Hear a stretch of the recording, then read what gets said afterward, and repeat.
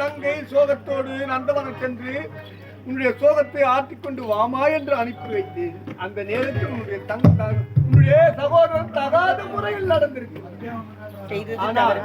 அவனை கொன்று இருப்பேன், ஆனால் இறந்து விட்டேன் என்று எடுத்துரைத்தான். உண்மைதான். இருப்பினும் அந்த நேரத்தில் காசி மாநகரம் காசி மன்னன் இதை பார்த்தாயா, இவர்தான் என்னுடைய தங்கையை காப்பாற்றியிருக்கிறார். ஆனால் என் தங்கையை அவருக்கு தான் மனம் முடித்து கொடுக்க போகின்றேன். உன்னுடைய மனதிற்கும் என்ன? என்னங்க சொல்றீங்க?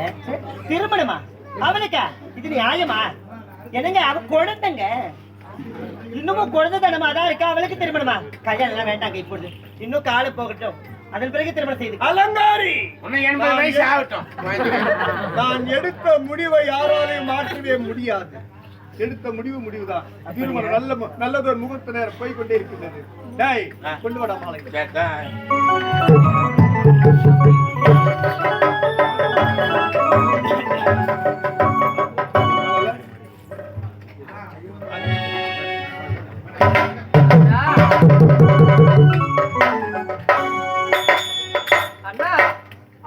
என்னுடைய திருமணத்துல அன்னைக்கு எவ்வளவு சந்தோஷம் பாத்தீங்களா?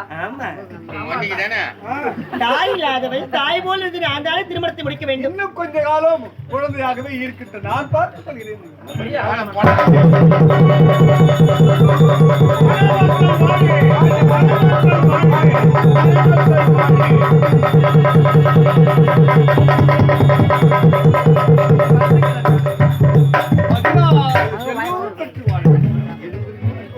தத்து பாலாடி சாகணும்.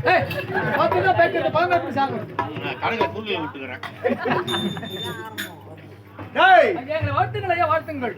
16 செல்வம் பெற்று சிரஞ்சீவியாக வாழக்கிறது. ஏண்டா வாடா, அதாவது என்னுடைய தங்கைக்கு சீர்வரிசைகளை கொடுத்து வைக்கிறார். என் தந்தை இறக்கும் விழுதை எடுத்துரைக்கிறார். மகனே, இந்த உலகத்தில் யாருமே கொடுக்க கூடாத சீர்வரிசை நீதான் கொடுக்க வேண்டும். உன்னை பார்த்து மற்றவர்கள் திருமித்து போக வேண்டும் என்று எடுத்துரைத்தார். என் தங்கைக்கு எப்பேற்பட்ட சீர்வரிசைகள் தெரியுமா? எப்படிங்க? ஒரு யானையை நிறுத்தி பொன் கொட்டினால் அது எவ்வளவு பொண்ணாக இருக்கும்? குன்று போல் குழியும், அவ்வளவு பொன். அது மட்டுமல்ல, ஒவ்வொரு நகை ஏண்டா ஆரம் ஒவ்வொன்றாக, அதாவது ஒவ்வொன்றும் 8 8 8 8 கொடுக்கணும். 8 கொடுத்துட்டு அருமையில வேற என்னங்க இருக்கு? சொத்து தானே கொடுக்க போறேன். ஏய், என் தங்கைக்கு நான் கொடுக்க வேண்டிய வரிசைகளை நீ தடுத்து நிறுத்தவே கூட கொண்டு வாயை மூடு கொடுங்க. அது மட்டுமல்ல, அண்டாவளி 8, குண்டாவளி 8,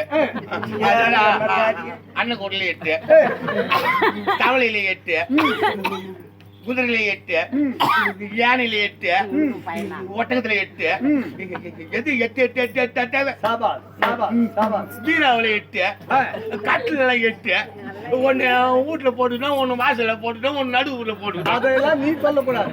அது மட்டுமல்லடா, டேய், என்னுடைய தங்கைக்கு அதாவது வைடூரியம், ஜம்பு, வைடூரியம், கோகரம், புஷ்பராகம், பச்சை, நீலம், முத்து, பவளம், மாணிக்கம், 9 நவரத்தின கற்களை வாரி வழங்க வேண்டும்.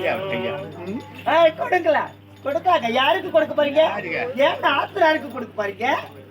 எங்க அப்பா சொத்து. ஏண்டா ஐயா, அது மட்டும் என் தங்கை தாயில்லாத பெண்ணையா, தாயில்லாத. அதாவது சும்மா இருக்கிற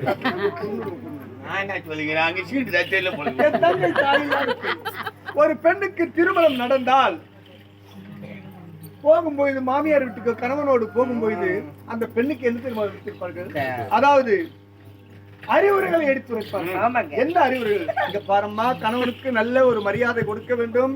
மாமனார், மாமியார், மச்சனை, மூத்தார், இது போன்ற உற்றார் உறவினருக்கு நல்ல மரியாதை கொடுத்து வாழ வேண்டும் சொல்லிதான் அனுப்பினார். அது மட்டுமல்ல, தாயில்லாத பெண்ணையா, தாயில்லாத பெண் என்னுடைய வளர்ப்பில் வளர்ந்து என்னுடைய தங்கைக்கு நான் பல அறிவுரைகளை எடுத்துரைக்க வேண்டும். கொஞ்சம் பொருள் அலங்காரி, கொண்டு போய் நல்ல உணவுகளை சேகரித்து கொடு. அப்படியா? அப்படியா ஆகட்டுங்க.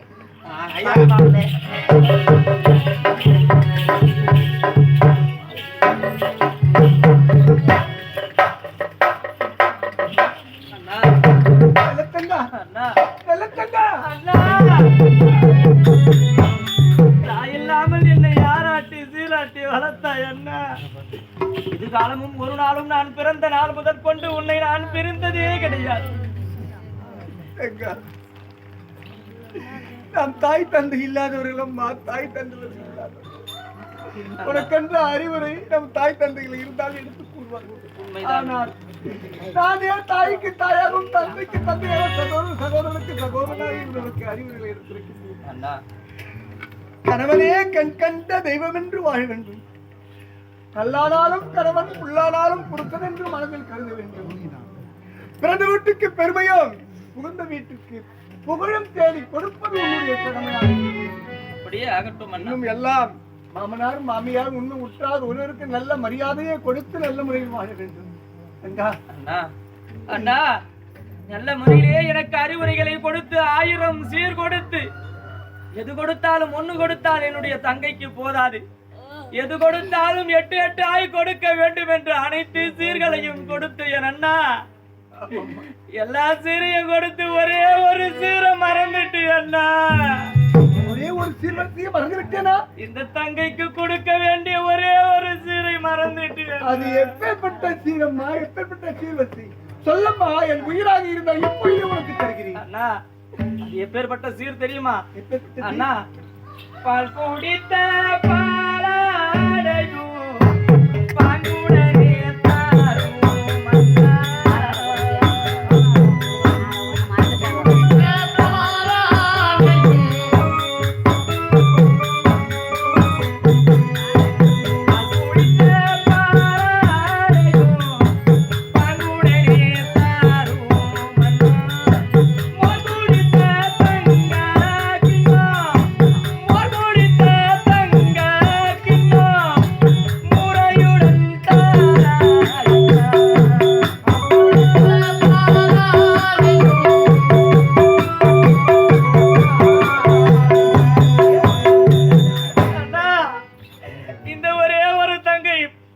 போகும் இடத்திலே கஷ்டப்படக்கூடாது எல்லாத்தையும் 8 ஆய் கொடுத்த அண்ணன்.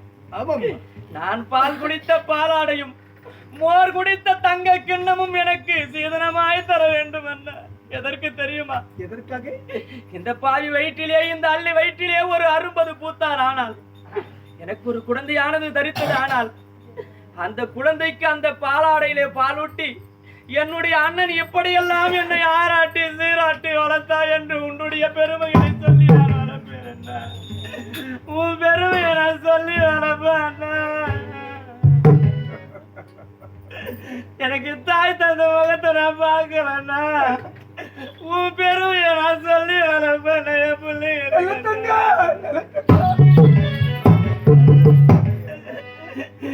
என் தாயிட்டு பெருமையை நான் சொல்லி வளர்ப்பேன் அண்ணா.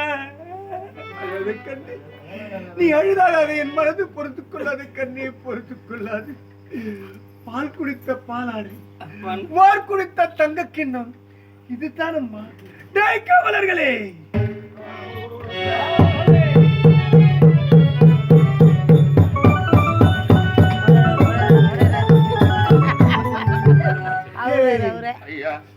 என்னுடைய தந்தைக்கு பால் குடித்த பாலாடை, மோர் குடித்த தங்க கிண்ணம் தவறாமல் எடுத்து கொடுக்க வேண்டும். சீக்கிரமா கட்டும். எந்த மனா வாழுகம்மா, எங்கி மனம் ஏங்குதம்மா, எங்கி மனம் ஏங்குதம்மா.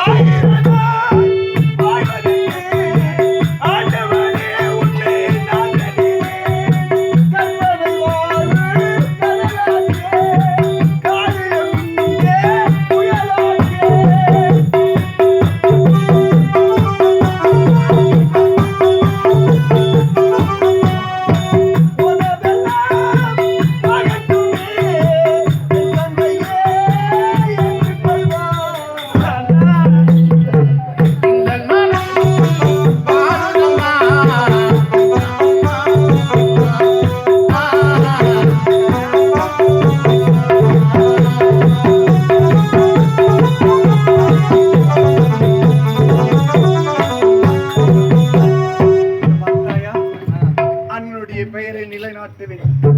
ஆரம்பத்தில் எடுத்துரைக்கின்றேன். நீ எப்படி திரும்ப வாழ வேண்டும்? அண்ணா பெண் குலத்தில் பொன் விளக்காகவே இருக்க வேண்டும். பெண் குலத்தில் பிறந்த பொன் விளக்காகவே வாழ வேண்டும். சந்தோஷமா போயிருக்க வேண்டும். எம்மா அழைக்கிட்டமா அமைச்சனரை?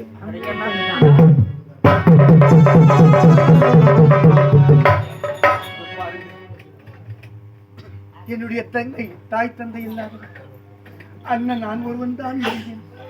என்னை விட்டு பிரிந்து உன்னோடு வருகின்றால் இன்று முதல் தாய்க்கு தாயாகவும் தந்தைக்கு தந்தையாகவும் நல்ல ஒரு கணவனாகவும் என்னுடைய தங்கையை நீதான் வைத்து காப்பாற்ற வேண்டும். என் தங்கையை உன்னிடம் ஒப்படைக்கின்றேன். ஐயா, நீங்கள் கவலை என்பதுப்பட வேண்டாம். உன்னோட தங்கைக்கு எந்த குறையும் இல்லாமல் காப்பாற்றுவது என்னுடைய கடமை. அப்படியாக புறப்பட போகலாம்.